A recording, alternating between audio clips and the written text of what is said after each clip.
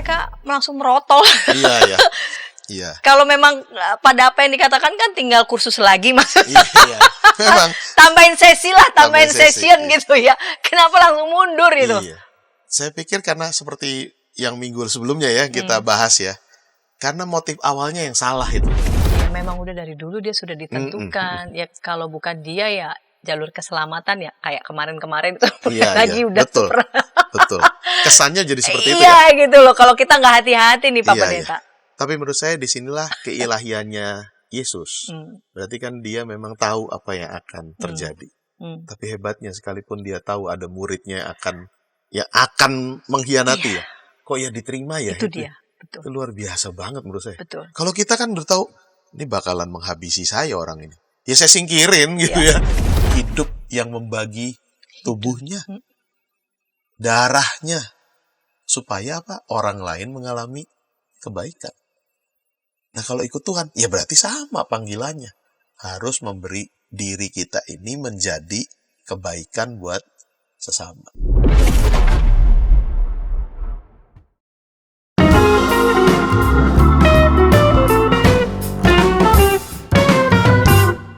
Sahabat DKB TV, sahabat Ngulik Alkitab, kita jumpa kembali dalam program Ngulik Alkitab. Program Ngulik Alkitab diselenggarakan sebagai media sarana bagi kita membaca Alkitab dan tentu saja menggali setiap pesan yang berharga dalam setiap teks yang kita ulik dan melihat relevansinya untuk kehidupan kita yang sehari-hari. Program Ngulik Alkitab yang ditayangkan melalui channel YouTube YKB TV punya keistimewaan yaitu menggali teksnya secara eksposisi.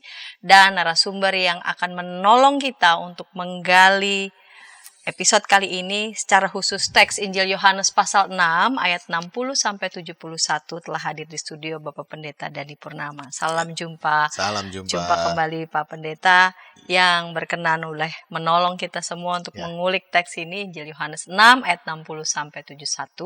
Saya sebagai pemandu percakapan Pendeta Santiani Manurung. Mari Pak Pendeta dapat memimpin kita dalam doa. Baik. Mari sahabat YKB kita berdoa. Ya Allah, kami bersyukur untuk hari ini kembali kami diberi kesempatan untuk menggali firman Tuhan.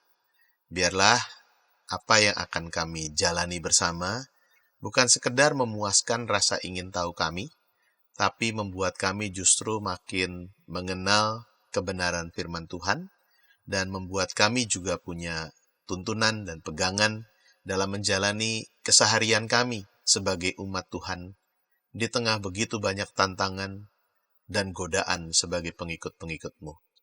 Kami rindu punya spirit pantang mundur dalam kehidupan kami, sekalipun hidup ini tidak mudah kami jalani. Terima kasih Tuhan, di dalam nama Tuhan Yesus kami berdoa. Amin. Amin. Injil Yohanes pasal 6 ayat 60-71, saya membacanya.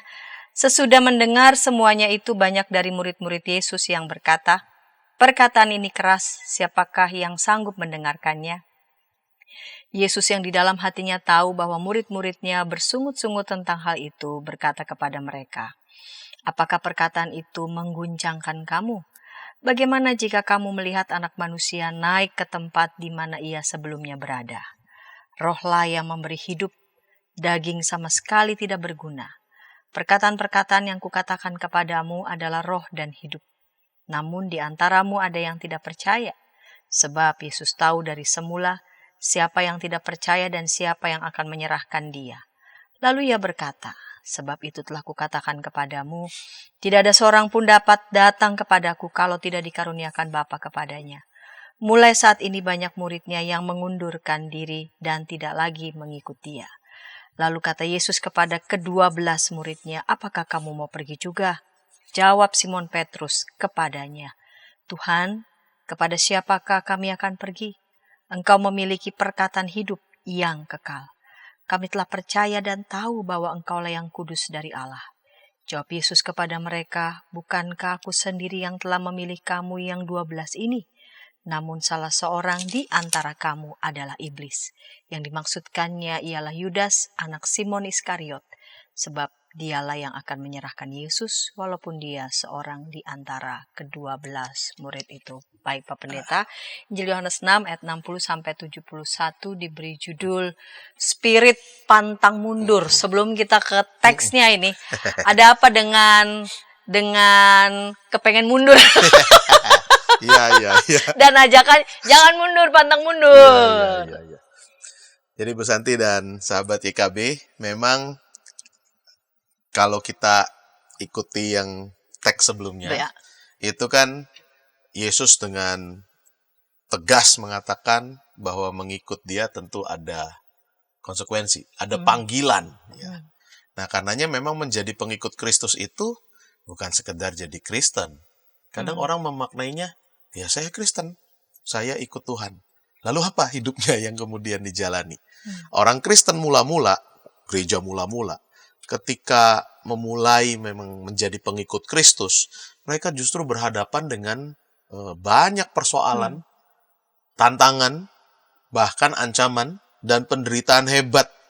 Justru karena mereka Kristen itu. Ya. Kalau sekarang kan kita bilang Kristen, ya nggak ada efek apa-apa sih. Ya paling mungkin ada sih yang membuat kita susah sedikit, tetapi beda sekali dengan pada kekristenan awal. Begitu mereka mengaku Kristen itu tantangannya besar sekali. Betapa sering orang Kristen kemudian ditangkapi, dianiaya, dijatuhi hukuman tanpa diadili, dibunuh itu dihalalkan lah gitu ya. Bahkan dijadikan lampu-lampu taman, ya dibakar hidup-hidup untuk penerangan taman, dijadikan mangsa dalam gladiator gitu, perang lawan binatang buas. Itu Kristen mula-mula. Ada yang kemudian mundur dari imannya, ada pasti kan? Ya karena takut. Ya secara manusiawi ya ngeri lah ya ngadepin gitu. Ya lebih baik saya pilih jalan lain gitu ya.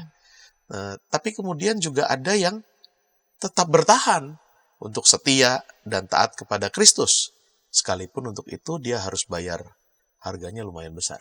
Bukan lumayan lagi, besar banget. Besar sekali. Mereka menderita, bahkan terancam nyawanya. Jadi kalau kemudian tadi ya dikatakan temanya spirit pantang mundur, ya sebagai pengikut Kristus ketika menghadapi persoalan ini memang ada banyak pilihan. Sampai sekarang juga ada kan? Ya. Betul. Ada orang yang dengan mudah kemudian berpaling, ada yang menyerah, tapi ada yang juga terus berjuang. Ya. Bahkan menjadi kesaksian yang hidup. Di tengah hidup yang tidak mudah itu, spiritnya makin maju, tidak mundur, itu jadi kekuatan buat orang lain juga. Ya. Jadi itu sebenarnya yang melandasi ya buat saya kenapa kita pilih tema ini nih untuk bacaan kita yang sejujurnya lebih singkat dibanding yang sebelumnya ya kita baca ya. Minggu sebelum. Iya. Ya.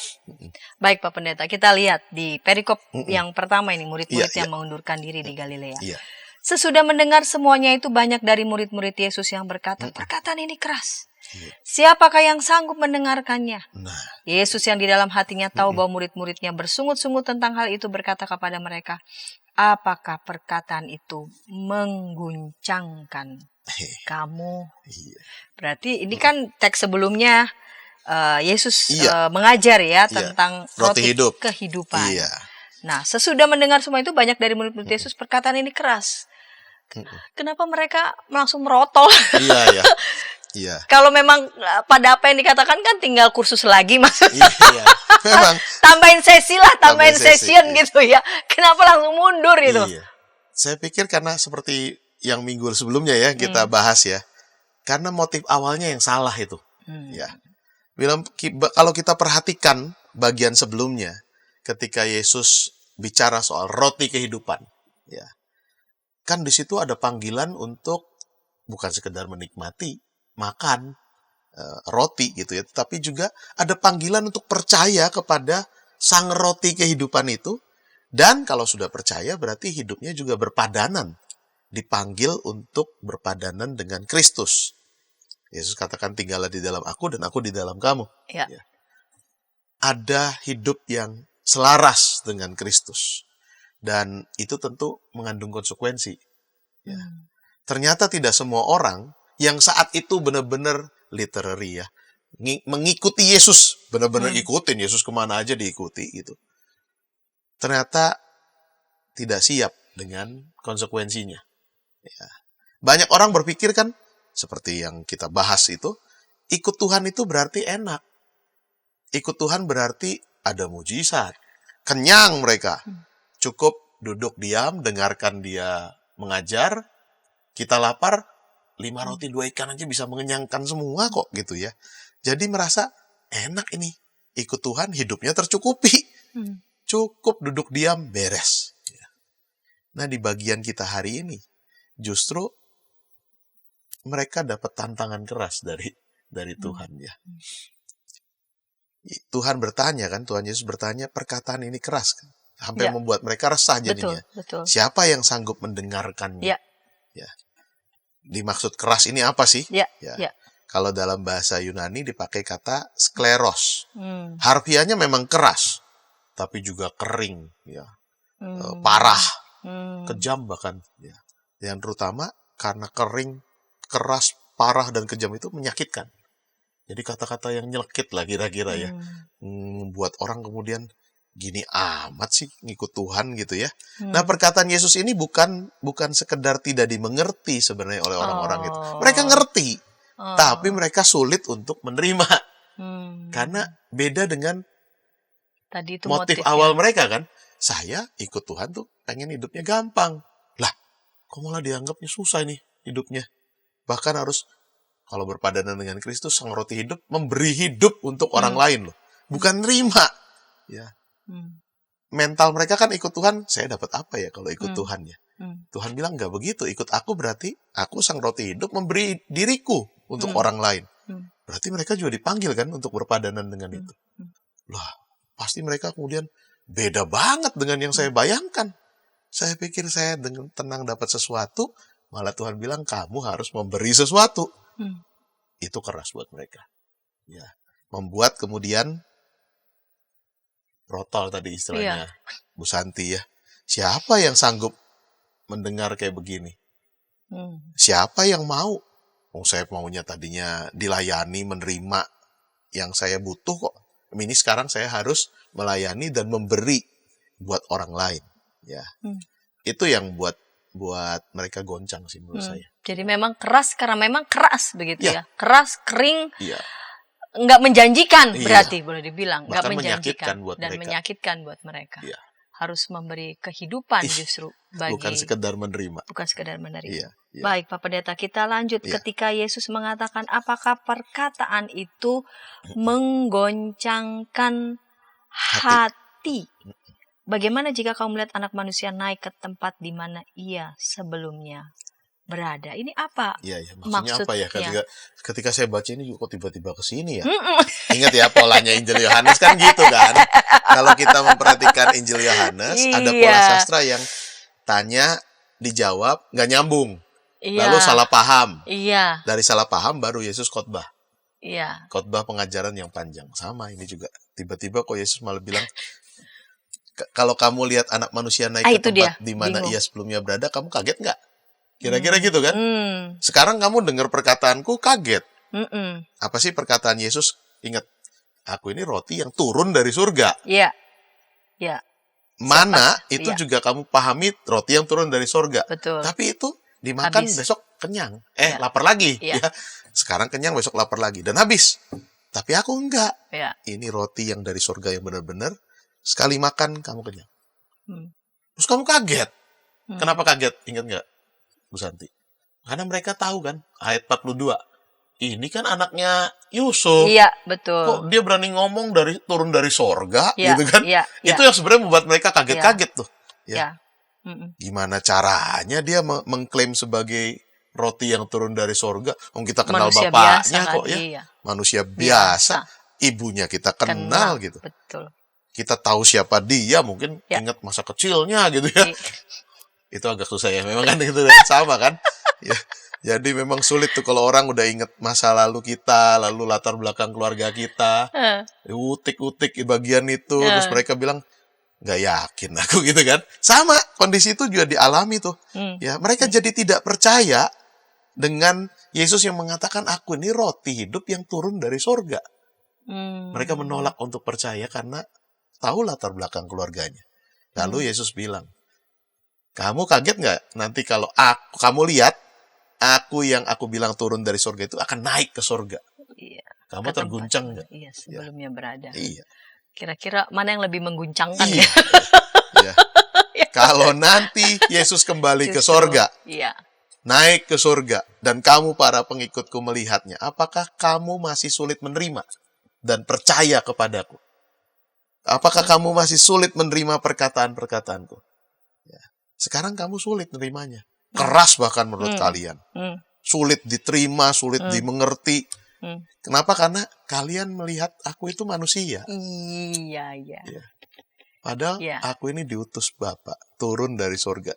Seperti mana diturunkan Allah untuk memberi hidup pada orang Israel di padang gurun, aku diturunkan itu supaya ada hidup juga oleh Bapa. Lewat hidup dan daging dan darahku yang lalu ya. Iya, betul. Sulit kamu mempercayainya. Tapi nanti kalau kamu lihat aku naik ke surga, balik ke sana, semoga kamu jadi percaya. Kamu terguncang bukan lagi untuk tidak percaya, tetapi terguncangnya kagum. Wah, benar ternyata ya. Betul. Dan memang nanti kalau cerita setelah kenaikan kan berubah dahsyat kan mereka kan ya. Betul. Tidak lagi menjadi orang-orang yang sangsi, khawatir, tidak percaya, berubah sekali jadi berapi-api mereka berubah menjadi. Nah, itu karena spiritnya jadi diperbarui. Ya. Baik, Pak Gitu. Pendeta. Kita lanjut nanti di ayat selanjutnya, khusus di perikop pertama, masih ada ayat 63-66. Kita akan ulik itu di segmen kedua, namun sebelumnya kita dengarkan pesan-pesan berikut ini.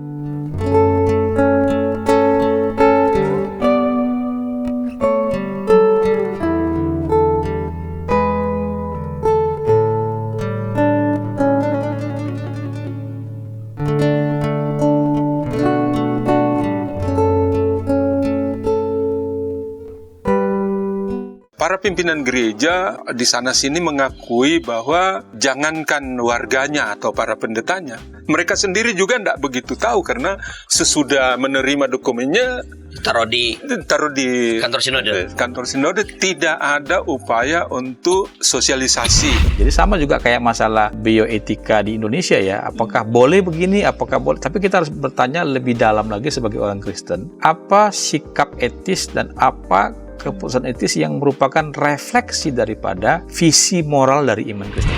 Hadirkan Tuhan sebagai sahabat, bukan hanya sebagai majikan yang di atas atau hakim. Hadirkan Tuhan sebagai sahabat kita juga, yang mau mendengar, mau meraih, yang kamu bisa seadanya dengan dia, yang kamu bisa nikmati kehadirannya. Kalau gereja bisa lakukan itu, apapun alirannya, saya kira Gen Z akan merasa ini rumah. Ternyata masih banyak komunitas kita yang tanpa sadar budaya hierarkis di dunia itu dibawa masuk ke gereja. Bagaimana sikap majelis, sikap anggota jemaat terhadap satpam gereja, terhadap pekerja gereja, itu kita kadang-kala tidak memperlakukannya sebagai sahabat, tapi ya pesuruh aja yang ya udahlah.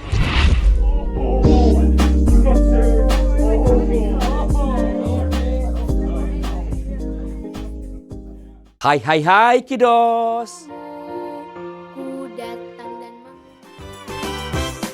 Inci, betul.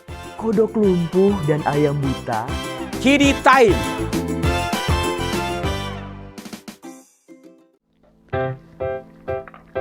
Shalom adik-adik. Hari ini Kepik berkeliling dari desa ke desa. Kepik pengen ke rumah Pak Tani. Coba, ada yang tahu nggak di rumah Pak Tani ada apa saja? Ayo coba tebak. Apa coba? Betul, ada sapi. Mo. Mereka sekarang rukun dan jalan bersama-sama pulang ke rumah Pak Tani. Kak Evelyn, tapi sebelum tidur aku mau dengar dongeng dulu. Katanya tadi sudah ngantuk. Pokoknya aku mau dengar dongeng dulu, kakak. Jadi bangku nih. Kayak cerita ya, siap? Ayam buta hanya bisa mendengar suara orang berseru-seru sambil berlari. Lari, kebakaran. Sekarang kodok lumpuh itu bebas berada di atas punggung semua ayam kemanapun ia mau pergi, ayam-ayam siap membawanya.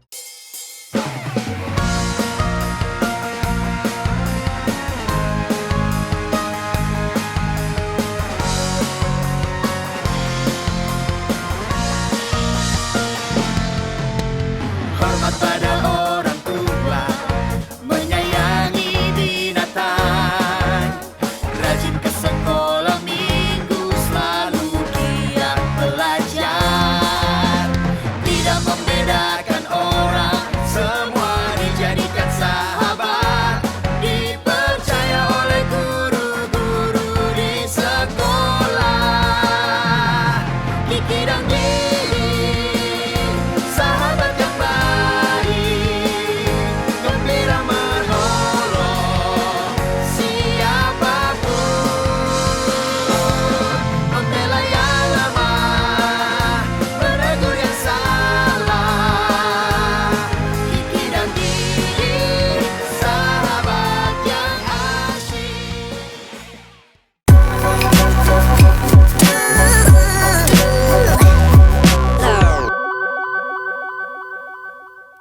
Sahabat EKB TV, sahabat Ngulik Alkitab, senang masih bersama dengan kami dalam program Ngulik Alkitab. Pada episode kali ini kita mengulik Injil Yohanes pasal 6 ayat 60 sampai 71 di bawah judul Spirit Pantang Mundur. Kita masuk segmen yang kedua ini, Ya, Pak Pendeta. baik.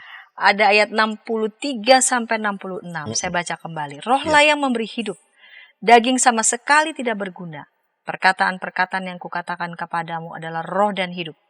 Namun di antaramu ada yang tidak percaya, sebab Yesus tahu dari semula siapa yang tidak percaya dan siapa yang akan menyerahkan dia. Lalu ia berkata, sebab itu telah kukatakan kepadamu, tidak ada seorang pun dapat datang kepadaku kalau tidak dikaruniakan Bapa kepadanya. Mulai saat itu banyak muridnya mengundurkan diri dan tidak lagi mengikut dia. Saya Yesus kembali menjelaskan Iya. ya, yang hendak dia mau sampaikan. Apa yang mau Yesus sampaikan kepada murid-muridnya yang mau mundur ini? Ya itu dia. Jadi bagian ini memang mesti hati-hati ya, karena bisa disalahpahami nih. Tadi dikatakan di ayat 63 ya, rohlah yang memberi hidup. Daging sama sekali tidak berguna. Itu kalau kita cuma potong di situ bisa salah paham nih. Karena kan memang pada masa-masa Injil Yohanes ini ditulis sedang ada gerakan gnosticism ya disebutnya, gnosticisme, yang menekankan sekali, mengagungkan sekali hal-hal yang rohani sifatnya, roh. Sementara yang daging itu jelek, Buruk. itu nggak berguna, itu akan dibuang gitu ya. Lalu orang berpikir, oh kalau gitu Injil kita ini dipengaruhi gnosticism dong. Tidak, justru beda. Ini justru Yohanes itu melawan gerakan itu. Terbukti dari Yohanes 1 pun itu sudah mengatakan ya bahwa pada mulanya adalah firman. Firman itu bersama dengan Allah. Lalu 1 ayat 14-nya, Yohanes 1 ayat 14 katakan, firman itu menjadi manusia. Yang tadinya bareng-bareng dengan Allah itu, yang roh sifatnya itu, malah masuk ke dunia daging. Ya. Jadi ini untuk mengatakan yang daging juga berharga. Justru susah payah, kerja keras, yang ilahi itu mau jadi sama dengan kita. Ya, ini beda banget dengan aliran gnostik yang justru menyepelekan daging, tubuh, ya, lalu mengagungkan yang roh sifatnya. Nah, kemudian itu dipakai oleh penulis Injil Yohanes begitu ya. Bukan berarti kemudian dia ikut-ikutan, oh kalau gitu daging nggak berguna sama sekali. Bukan, ya. Ketika hidup dijalani dalam daging, tapi tidak dituntun oleh roh yang hidup, ya memang akhirnya tidak berguna. Iya. Hanya kemudian diisi dengan rupa-rupa hawa nafsu kedagingan. Lalu menjalani kehidupan seperti yang kepentingan dirinya sendiri. Gitu.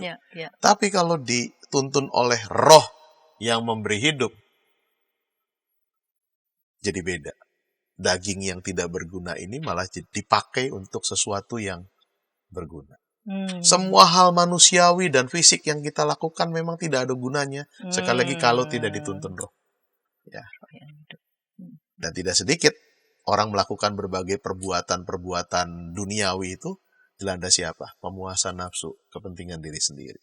Sebaliknya, orang yang dituntun oleh roh justru hidupnya berpadanan dengan balik lagi sang roti hidup, ya, yang memberi justru dirinya untuk dinikmati bagi kebaikan sesama. Saya rasa memahaminya mesti dari sudut pandang itu. Jadi jangan cuma berhenti di sepenggal ayatnya ya, bahwa roh yang penting lalu Daging tidak berguna. daging tidak berguna. Kalau cuma begitu jadi loh, kok sama ya sama aliran sesat itu ya. Iya. Enggak, tetap berguna. Maka di bagian lain juga kan penulis Roma mengatakan kan persembahkanlah tubuhmu. Iya, menjadi sebagai persembahan yang hidup. Tetap berharga loh di mata Tuhan loh yang namanya tubuh daging ini ya. Ya, Bukan sesuatu yang dibuang. Ya. Justru persembahkanlah tubuhmu. Selama itu dituntun oleh roh. Nah, itu dia masalahnya kan. Jadi hidup kalau dituntun oleh roh. Iya. Jadi tidak berguna. Ya kalau diisi oleh hawa nafsu. Tidak dituntun oleh roh. Ya, ya. Ya. Baik, kita lanjut di ayat selanjutnya. Ini tentang di antaramu ada yang tidak percaya sebab ya, Yesus itu tahu dari semua siapa. Ini seolah-olah kayak determinasi. Maksudnya dideterminasi siapa yang Akan udah pasti tahu siapa yang percaya, siapa yang tidak begitu. Seolah-olah kayak ya memang udah dari dulu dia sudah ditentukan. Ya kalau bukan dia ya jalur keselamatan ya kayak kemarin-kemarin itu lagi udah betul. Betul. Kesannya jadi seperti itu iya ya. gitu loh. Kalau kita nggak hati-hati nih Pak Iya, Pendeta. Tapi menurut saya disinilah keilahiannya Yesus. Berarti kan dia memang tahu apa yang akan terjadi. Tapi hebatnya sekalipun dia tahu ada muridnya yang akan mengkhianati ya. Kok ya diterima ya? Itu dia. Betul. Itu luar biasa banget menurut saya. Betul. Kalau kita kan udah tahu ini bakalan menghabisi saya orang ini.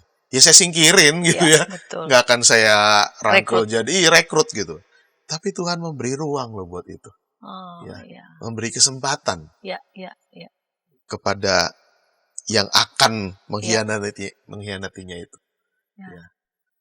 Supaya memang kemudian apa ini yang disebut nubuatan segala macam itu kan memang terpenuhi. Ya. Tapi kok masa ya, banyak orang kan berpikirnya gitu ya. Kasihan amat dong jadi Yudas ya. Sudah ditentukan kayak begitu ya. Nah di titik itu menurut saya beda. Yudas dan Petrus itu kan sama aja sebenarnya. Melakukan kekacauannya kan. Iya. Petrus itu apa enggak kurang-kurang parah? Betul. Yudas menjual. Ya. Petrus ngapain? Nggak ngaku. Mengkhianati kan sama menyangkali. Dua-duanya sama. Tapi bedanya. Ujungnya beda karena yang satu lari dan kemudian malu lalu mengakhiri hidupnya. Petrus malu juga. Petrus juga. Tapi dia tidak lari. Dia tetap datang pada Tuhan dan Tuhan pulihkan. Jadi buat saya sih seandainya berandai-andai ya, Yudas memilih jalan yang sama kayak Petrus, nggak selesai kayaknya menurut saya hidupnya. Nggak berhenti gitu. Betul. Dipulihkan pasti. Ya. Jadi jangan berpikir kasihan amat ya determinasi. Iya. Udah ditentukan hidupnya untuk mati gitu. Enggak. Tuhan memberikan ruang kehendak bebas berarti tetap ada kehendak bebas. Betul. Kan. Betul. Ya. Itu menurut saya yang kemudian jadi membedakan ya. Iya. Dan menarik tadi Bu Santi udah mulai baca soal itu tuh ya. Iya. Ini kan ada yang apa tadi? Ada yang tidak percaya. Iya. Lalu yang 66-nya ada yang mengundurkan diri. Iya, ini termasuk. Jadi seru loh ini. Saya ketika menyiapkan ini ternyata respon terhadap panggilan Tuhan itu macam-macam. Iya. Ya. Panggilan yang bukan sekedar panggilan, Tuhan bukakan juga konsekuensinya. Ya kadang-kadang kita kalau itu sering nutupin ya, yang bagus-bagusnya aja ya. Lalu orang jadinya kan rasa aman nih, enak nih. Sisi yang beratnya ditutup. Tuhan enggak. Tuhan Yesus mengatakan nih kalau ikut aku memang ada konsekuensinya. Itu yang kemudian membuat satu orang berubah dari percaya jadi tidak setia. Yang satu lagi sekelompok lain tadinya ikut malah jadi berbalik arah. Meninggalkan itu kan tadi ya, mengundurkan diri dan tidak lagi ikut mengikut dia. Itu menurut saya respon ketika seseorang bertemu dengan kebenaran ya. Mengikut Tuhan itu motifnya harus benar. Ketika itu dibuka belak-belakan, pertama ada yang seperti Yudas responsnya. Malah berubah dari murid yang sebenarnya ikut Tuhannya luar biasa, punya waktu khusus, berubah jadi orang yang tidak percaya, tidak setia, bahkan menyerahkan sang guru. Dari murid yang begitu dipercaya bahkan jadi pemegang kas ya, itu bendahara kan berarti, Iya. pemegang kasnya kelompoknya Yesus ini, menjadi orang yang mengkhianati Yesus dan menjualnya kepada musuh-musuhnya Yesus, pemimpin agama Yahudi. Nanti muncul lagi di ayat 70 dan 71 tuh. Tuhan Yesus juga menyebutkan hal itu ya. Iya. Bukankah aku sendiri yang telah memilih kamu yang 12 ini? Namun, Iya. salah seorang di antara kamu adalah iblis. Kita ingat ya, iblis ini siapa ini? Malaikat yang jatuh kan? Ya, yang tadinya semula bala Sama tentara, juga. surgawi, Betul. dekat dengan Tuhan, Ya. lalu berbalik setia. Malah menjadi pemberontak dan melawan Allah. Itu yang terjadi dengan Yudas. Ya. Ketika kemudian dibeberkan, nih ikut aku, konsekuensinya ini. Nggak siap dia. Berubah. Berubah setia namanya istilahnya. Berbalik. Malah jual gurunya. Ya. Itu respon yang pertama. Jadi ada pengikut-pengikut Tuhan yang bisa seperti Yudas. Yang berubah setia. Tadinya hebat banget kayaknya. Luar biasa pelayanannya. Dipercaya di gereja. Ada satu titik dia nggak siap dengan imannya. Berubah setia. Malah jadi pemberontak, pengkhianat. Nah, yang kedua, itu ayat 66 itu, Bu Santi. Yang kalau ini berubah motif. Ya. Ya. Gara-gara pengennya dapat enak, ternyata dihadapkan dengan susah. Sangka. Ikut, yang perkataan yang keras tadi. Wah, enggak lah. Kalau gitu aku nggak mau terusin ikut. Ya. Berubah. Dia nggak mau kalau gitu. Mengundurkan diri. Dia nggak menjual. Tapi dia juga nggak terusin ikut. Ya. Ya.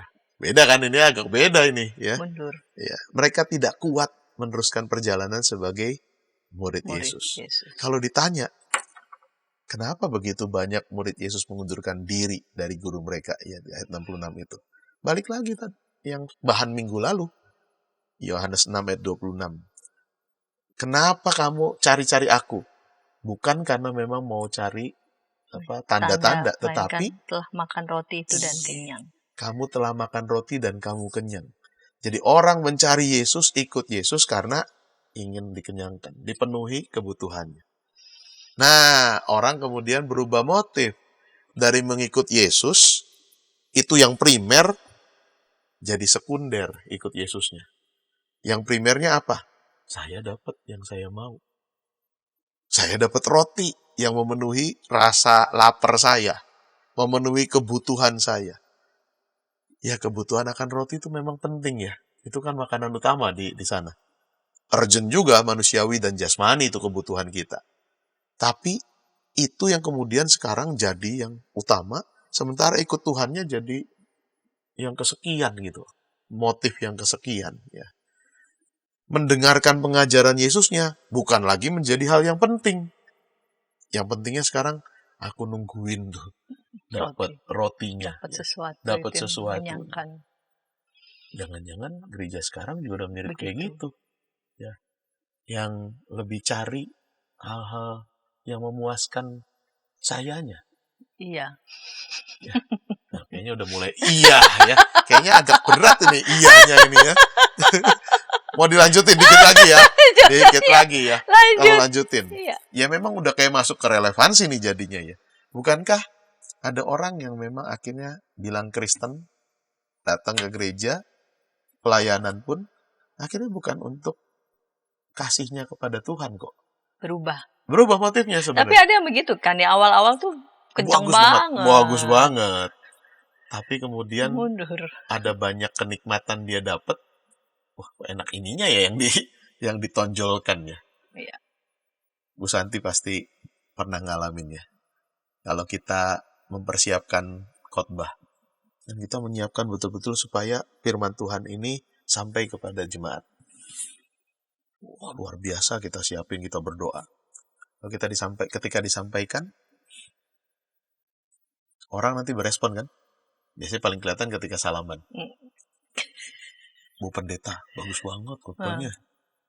Bu Pendeta, ini hari ini menyentuh banget khotbahnya. Waduh, itu tuh kita ngerasanya, puji Tuhan ya. Tapi kalau 30-40 orang bilang bagus, lama-lama kan kita makin, siapa dulu dong saya Betul, gitu jadi ya. gede Berubah nih. kepala. Lalu minggu depan kita mempersiapkan khotbah, bukan lagi supaya firman Tuhan ini sampai. Tapi supaya apa? Berubah, dapat Supaya, pujian. supaya makin banyak orang bilang bagus. Itu kan sedikit banget ya, tipis banget ya gitu. Betul. Cepat berubah Waduh, langsung, betul. flip ya. Iya, Cepat betul, cepat berubahnya. banget gitu. Dan itu yang terjadi menurut saya dengan mereka. Awalnya mereka mencari, kami haus. Seperti dibilang kan, domba kehilangan gembala. Lalu mereka ketemu nih gembala yang bagus, pengajarannya luar biasa. Mereka kejar kemana-mana. Tapi begitu dapat, enak ya ternyata ya. Bukan cuma dengerin, dapat makanan, dapat kesembuhan. Membuat kemudian mereka, itu yang malah mereka kejar gitu. Kesembuhannya, mujizatnya, makanannya, yang mengenyangkannya. Bukan lagi mau mendengarkan pengajaran Tuhan. Begitu Yesus membuka ini, lalu kemudian mereka Nggak siap. Mereka nggak kemudian, bukan itu yang kami cari gitu. Karena udah berubah motifnya. Mengundurkan diri lah mereka. Ya. Baik, kita akan lihat perikop yang kedua berkaitan dengan spirit pantang mundur ini. Ya, kita akan lihat perikop yang kedua ayat 67 sampai ayat 71. Kita akan ulik itu di segmen ketiga. Namun sebelumnya kita dengarkan pesan-pesan berikut ini.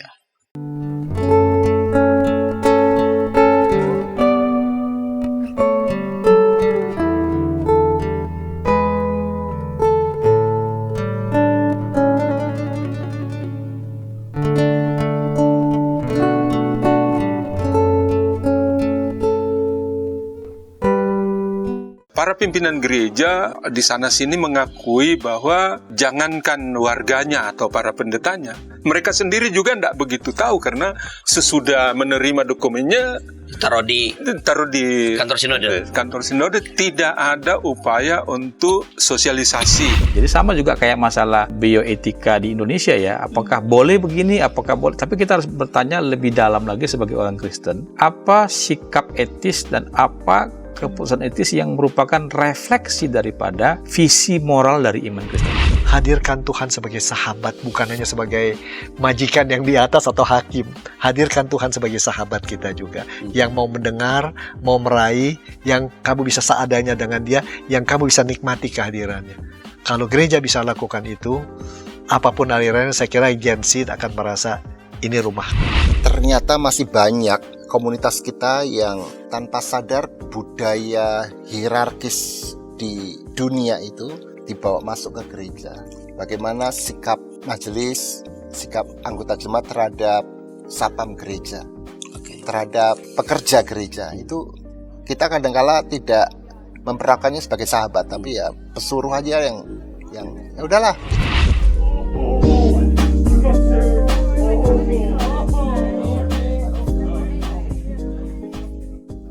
Hai kiddos. Inci, betul. Kodok lumpuh dan ayam buta. Kiddy time.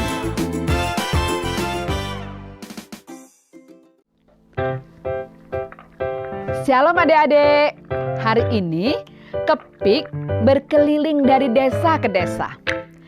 Kepik pengen ke rumah Pak Tani. Coba, ada yang tahu nggak di rumah Pak Tani ada apa saja? Ayo coba tebak. Apa coba? Betul, ada sapi. Mo. Mereka sekarang rukun dan jalan bersama-sama pulang ke rumah Pak Tani. Kak Evelyn, tapi sebelum tidur aku mau dengar dongeng dulu. Katanya tadi sudah ngantuk. Pokoknya aku mau dengar dongeng dulu kakak. Sudah dipanggil nih. Kayak cerita ya, siap? Ayam buta hanya bisa mendengar suara orang berseru-seru sambil berlari. Lari, kebakaran. Sekarang kodok lumpuh itu bebas berada di atas punggung semua ayam.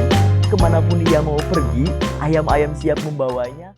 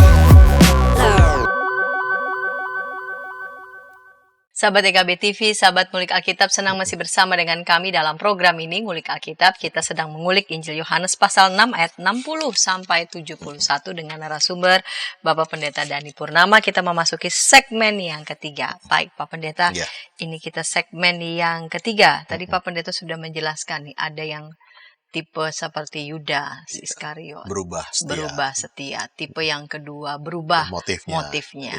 Ini sekarang adakah tipe yang lain berkaitan juga dengan masa kayaknya kesannya jelek amat sih gitu semua. Semuanya berubah setia, berubah motif gitu ya. Adakah tipe yang lain berkaitan ini pada perikop yang kedua? Lalu kata Yesus kepada ke-12 muridnya, apakah kamu mau pergi juga? Ini kan Yesus nih membuka ruang, benar-benar membuka ruang ya. Nggak ada paksaan kan? Loh. Kamu kan denger semua nih. Ada pilihan bebas selalu ya. Kamu udah denger. Tuh, yang lain udah banyak mundur. Kamu nggak mau ikut juga. Siapa tahu kamu guncang juga. Nggak siap juga. Ya, nggak apa-apa gitu kan. Ini menarik sih. Jadi, setelah dua tipe yang menyedihkan ya tadi ya. Satu berubah setia, malah jadi musuh, memberontak. Yang satu mundur, udah nggak mau ikut. Pokoknya. Nggak jadi musuh sih, tapi juga nggak mendukung kan, ini berarti kan. Yaudah. Nah, yang ketiga ini Petrus mewakili para murid sebenarnya 12 murid. Berarti Yudas kan masih ada di situ juga sebenarnya itu ketika ditanya ya. Nah, ini yang tipe yang ketiga ini berbeda. Ini soal mereka punya kemantapan pilihan. Ya. Para murid inilah yang memiliki spirit yang berbeda. Ketika diperhadapkan kepada mereka kebenaran, konsekuensi-konsekuensi mengikut Tuhan, panggilan dengan padanan hidup seperti Kristus, roti hidup itu, mereka justru nggak kemudian berniat lari, nggak niat berbalik, justru makin mantep. Itu yang kita bilang spiritnya justru pantang mundur. Ya, tetap dan terus percaya kepada Yesus. Nah, Petrus mewakili murid-murid yang lain itu. Menegaskan kemantapan diri mereka untuk terus ikut Tuhan karena percaya. Nah ini kenapa mereka kemudian kok mantap betul ya? Mereka yakin ini bukan sekedar roti yang sesaat yang mereka makan lalu nanti lapar lagi. Enggak, ini sebagai yang kudus yang turun dari Allah. Ya, benar-benar ini. Engkau memiliki perkataan hidup yang kekal itu dia. Kekal. Ya, jadi bukan sementara dan itu cukup buat Petrus dan murid-murid yang lain untuk menjadi pegangan. Ini bukan manusia biasa. Walaupun kita tahu keluarganya, tetapi dia yang kudus dari Allah. Itu ya, ayat berapa tuh? Engkau memiliki, ayat 69, kami telah percaya dan tahu bahwa engkaulah yang kudus dari Allah. Ingat kata kudus itu hagios. Berarti memang yang berbeda dari yang lain pada umumnya. Mungkin ada banyak guru yang lain yang mengajarkan juga dengan penuh wibawa. Ada banyak nabi yang diutus sebelum-sebelumnya. Gak kurang-kurang hebatnya kan? Bisa membangkitkan orang mati, bahkan dari tulang belulang bisa bangkit. Itu ya. Elia apa Elisa itu ya. Itu kan begitu. Luar biasa. Tapi ini beda. Kenapa? Ingat, Injil Yohanes dibuka dengan pada mulanya adalah firman. Firman itu bersama dengan Allah. Bahkan firman itu adalah Allah sendiri. Dan firman itu kemudian jadi sama dengan manusia. Itu yang dipegang oleh Petrus. Ini bukan sekedar manusia biasa. Dia adalah firman itu sendiri. Yang tadinya bareng-bareng dengan Allah. Sekarang ada di antara kita. Bersama dengan kita. Maka dia ini beda dari yang lain. Beda dari utusan-utusan yang lain sebelumnya. Yang kudus dari Allah. Kenapa? Kan dia Allah sendiri. Ya. Sekalipun memang kemudian ada harga yang harus mereka bayar menjadi pengikut Tuhan ya. Itu dia. Kan di bagian lain kan mereka udah bilang, kami udah meninggalkan segala sesuatunya Tuhan. Ya. Kepada siapakah kami akan pergi?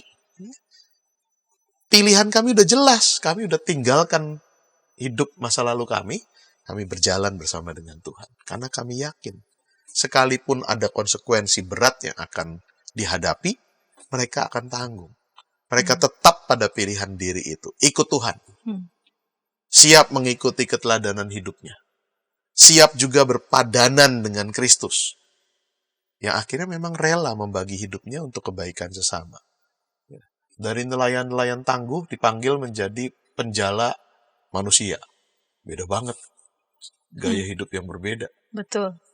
Nelayan mengambil ikan untuk ikan itu mati pasti nanti. Dimanfaatkan oleh si nelayan kan? Ya. Dijual, dimakan. Ya. Tapi kalau menjadi penjala manusia, Bukan mati penjala ya. manusia hidup-hidup. Ada sebenarnya tambahannya. Alive. Nah itu yang kadang nggak diterjemahkan secara harfiah di terjemahan Indonesia. Ya. Bahwa mereka akan menjadi penjala manusia hidup-hidup. Beda ya, karena kalau ikan memang dimanfaatkan buat yang menjala, lalu kemudian mati. Tapi kalau dijala manusia ini, malah supaya mendapatkan hidup. Itu yang terjadi dengan para murid. Dan mereka teguh, mantap dengan pilihannya. Jadi bukan soal pada konsekuensi, betul bahwa akan ada, tetapi mereka tahu bahwa ini akan menuntun mereka pada kehidupan. Ya. Dan membagi hidup mereka juga Dan supaya membagi membawa hidup buat betul, yang lain kan? Betul, Ya. betul. Jadi motifnya memang bukan untuk kepentingan saya. Motifnya adalah berpadan dengan Kristus dan berarti memberi hidup juga buat yang lain. Dan itu yang membuat mereka teguh, tetap pada pilihannya. Tetap pada pilihannya. Nah, ayat 70 jawab Yesus pada mereka, bukankah aku sendiri yang telah milih kamu yang 12? Ini. Ya, lalu namun salah seorang di antara kamu adalah iblis yang dimaksudkan, ya Yudas anak Simon Iskariot, sebab dia yang akan menyerahkan Yesus walaupun dia seorang di antara ke-12 murid. Jadi ini mau katakan bahwa Yesus sendiri yang memang yang memilih mereka. Jadi memang ada yang murid-murid yang memang ikut karena kagum dengan mujizat-mujizat, lalu tapi yang 12 ini Yesus mengatakan aku sendiri yang memang yang memilihmu. Dan itu bedanya dengan para rabi yang lain. Guru-guru di Yahudi itu muridnya yang milih. Saya pengen ikut guru A. Karena ilmunya begini, saya pengen berguru sama dia. Oh enggak, kalau saya pengen berguru pada rabi yang B. Karena ilmunya begini. Jadi muridlah yang memilih. Tapi Yesus bilang apa? Bukan kamu yang memilih aku. Tapi akulah yang memilih murid. Iya, hebat ya. Beda banget loh. Dan itu menurutku kasih karunia. Disitulah anugerah gitu. Iya. Bukan kamu yang milih aku loh. Aku yang pilih kamu. Dan aku tahu persis kamu semua. Bahkan tahu persis akan ada yang mengkhianati. Ya, itu dia. Betul. Hebat ya. Bahkan yang akan mengkhianati pun dia tahu dan dia tetap memilihnya bersama-sama untuk mengikut Tuhan Yesus. Dan ya, karena pilihan bebas, siapa tahu dia bisa berubah, tetapi ya itu tetap pilihannya. Yesus tetap juga dengan pilihannya memilih mereka. Ya, baik Pak Pendeta, walaupun di segmen kedua Pak Pendeta sudah banyak sekali yang menyampaikan relevansi ini tentang spirit pantang mundur berkaitan dengan tipe-tipe ketiga ini ya. Terus relevansinya nih, kita termasuk tipe yang kalau udah begitu berarti sebenarnya masing-masing kita harus berefleksi kan. Kita tipe yang mana dong? Tipe yang mana? Berarti masing-masing secara jujur kita harus berefleksi. Kita ini pengikut jenis yang mana? Tipe yang mana? Mungkin kita tipe yang seperti Yudas loh. Pernah begitu hebat, dekat, ya. Diberi kepercayaan luar biasa. Tapi ada satu titik yang kemudian membuat dia kecewa. Lalu tidak mau lagi berjalan bersama, bahkan jadi musuh. Dijual gitu. Ya. Gurunya sendiri dijual gitu. Memberontak dan ada di pihak yang lawan berarti. Ya. Kalau sampai kita ada di titik itu, Tuhan masih kasih kesempatan, masih. Ya. Ayo balik. Iya dong. Menjadi murid yang percaya lagi jalan di jalan kebenarannya sang guru. Gitu. Bahwa kecewa, siapa sih? Manusia pasti ada aja ya kurangnya, ada aja tidak sempurnanya. Kemudian bisa saja kita kecewa, tapi jangan membuat kita memilih untuk berubah setia jadinya. Berbalik dari Tuhan. Tapi bisa juga model kita ini adalah model yang kedua, tipe yang kedua, yang motifnya tadinya salah, jadi ketika dibuka yang benar, enggak lah, saya nggak kuat kalau kayak gini ya, mundur. Dan tidak sedikit kan ya begitu ya. Jadi karena yang diinginkan tidak didapat, yang diharapkan tidak jadi kenyataan, jadi kecewa juga. Hmm. Lalu kemudian enggak, kalau gitu saya berhenti di sini. Tidak menjadi lawan, tetapi juga kemudian Oh, tidak ya. jadi berkat. Ya, karena dia balik, Betul. mundur gitu. Ya. Bahkan dikatakan tidak lagi mengikut dia, Iya. tidak lagi jadi murid. Ya. Tidak jadi musuh, tapi tidak jadi murid juga. Hmm. Ya. Hmm. Ya. Mungkin ada deh, dan mungkin ini lebih banyak lagi nih sekarang. Bisa jadi. Ya, orang-orang yang kemudian udah nggak mau ngapa-ngapain. Ya. Kristennya tuh mungkin tetap. Ya itu dia. Ya. Betul. KTP mah tetap Kristen. Kristen, tetapi nggak ikut Tuhan gitu.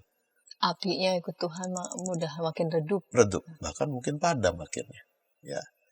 Kalau ada di titik itu, ayo mari balik lagi ke komunitas. Jadi buat saya sih Penting soal tuh ya. bara tuh ya. Bara. Bara kalau nempel barengan Betul. nyala hangat gitu. Betul. Tapi kalau bara ini terpisah Betul. satu bisa. Dia akan Masih nyala awalnya, Betul. lama-lama padam. Hmm. Ya. Ikut Tuhan nggak bisa sendirian. Itu dia. Ya, kita hidup bersama dalam solidaritas komunitas. Mm-mm. Gitu. Ya. Pengikut Tuhan tuh nggak bisa jadi soliter yang mau sendiri aja gitu. Hidup Tuhan mesti hidup bersama yang lain. Ya. Jadi bara api yang ngumpul bersama dengan lain untuk saling menghangatkan. Hangatkan. Ya. Mm-mm. Tentu kita pengen jadi tipe yang ketiga. Ya, dalam keadaan apapun siap maju. Nggak mundur. Hidup sebagai pengikut Tuhan pasti maju. Maju ke depan untuk ya tadi berpadanan dengan Kristus. Kalau dibilang kita ini pengikut Kristus, dari bahasa Indonesia aja udah paling gampang. Pengikut Kristus berarti ya mengikuti Kristus, gaya hidupnya seperti Kristus. Gaya hidupnya apa? Kalau tema kita minggu lalu, sebagai roti hidup yang membagi tubuhnya, darahnya, supaya apa? Orang lain mengalami kebaikan. Nah kalau ikut Tuhan, ya berarti sama panggilannya. Harus memberi diri kita ini menjadi kebaikan buat sesama. Semoga yang ketiga, ya tipe ketiga ini yang lebih banyak dijalani sebagai pengikut-pengikut Tuhan. Bahwa mengikut Tuhan tidak berarti langit selalu biru tanpa badai ya. Lu kan pernah waktu ngulik Alkitab yang Yesus ya bersama para murid dalam bahtera, ada Yesus dalam bahtera aja masih diguncang badai. Coba perhatikan, yang minta tuh Tuhan Yesus loh. Yuk kita nyebrang, Iya. bukan murid loh ya. Yang minta tuh Yesusnya. Ayo kita nyebrang. Murid nurut. Jalanin seperti yang Tuhan mau. Apa kemudian bebas dari badai? Enggak. Malah ketimbus angin, luar biasa, hampir tenggelam. Yesusnya ada di situ, ada. Tidur tepinya ya. Lalu gara-gara itu murid marah jadinya. Tidak peduli dah. Engkau tuh udah nyuruh kita nurut. Lah ini ada badai kok malah tidak peduli, malah tidur gitu kan. Itu kan Ya. tipikal kita banget ya. Ya. Ketika yang bagus-bagus sih kita enak. Nurut Tuhannya enak. Tapi begitu nggak enak, Dikit langsung. lalu mulai menyalahkan. Menyalahkan teman, menyalahkan orang lain. Menyalahkan Tuhan juga. Engkau nggak peduli loh. Kita pernah bahas itu ya. Iya. Pernah bahas itu. Tapi menarik kan ya, sahabat YKB. Kalau ikut Tuhannya benar-benar ya. Tuhan tuh simbolik loh. Ada di mana di perahu itu? Tidurnya di buritan. Buritan tuh bagian belakang kapal yang tempat kemudi. Itu simbolik banget kan. Bahwa Tuhan tidak lalai, tidak abai. Dia ada dalam pegang kendali loh. Pegang kendali hidup kita. Dan kalau Tuhan yang pegang kendali hidup kita, selesai badai itu, ya sampai ke tujuan, tapi tetap harus lewatin dulu badainya. Iya, jadi spirit pantang mundur, Iya. pengakuan Petrus tadi ini ya, engkau memiliki perkataan hidup yang kekal, keyakinan itu yang perlu dipegang bagi setiap kita yang memilih untuk pantang mundur. Karena betul bahwa yang dia berikan itu memang sungguh-sungguh kehidupan yang kekal. Ya. Dan karena kita mau ikut dia dalam kondisi apapun, kita tahu betul bahwa kita juga akan dipakai untuk memberi kehidupan. Sejauh tujuan itu yang kita pegang, Dan motif kita tetap terjaga, iya, Tuhan akan terus Tuhan akan terus tuntun kita. Terima kasih Pak Pendeta Ya. Dhani Purnama untuk kesediaan Terima kasih. mengulik Sama-sama. Injil Yohanes 6 ayat 60 sampai 71. Ya. Dan ketika tayangan ini boleh memberkati sahabat-sahabat dapat membagikannya kepada sebanyak mungkin orang dan dapat menekan tombol like maupun subscribe sehingga boleh mendapatkan update dari tayangan YKB TV. Kita akan menutup episode kali ini dalam doa. Mari Pak Pendeta dapat memimpin kita Ya. dalam doa. Mari Ibu Santi dan sahabat YKB kita bersama-sama menutupnya dalam doa. Kita berdoa. Ya Tuhan, kami bersyukur kami juga dipilih dan dipanggil oleh Tuhan menjadi murid-murid Tuhan di masa kini. Kami bukan sekedar menjadi orang Kristen, tapi kami mau mengikut teladan Tuhan. Sang roti kehidupan yang membagi hidupnya untuk dinikmati dan jadi berkat buat yang lain. Karenanya kami juga mau menjadi pengikut Tuhan yang benar, yang setia, yang juga berpadanan hidupnya dengan Tuhan, membagi kehidupannya juga untuk kebaikan sesama. Jangan biarkan kami berubah motif, jangan biarkan kami berubah setia.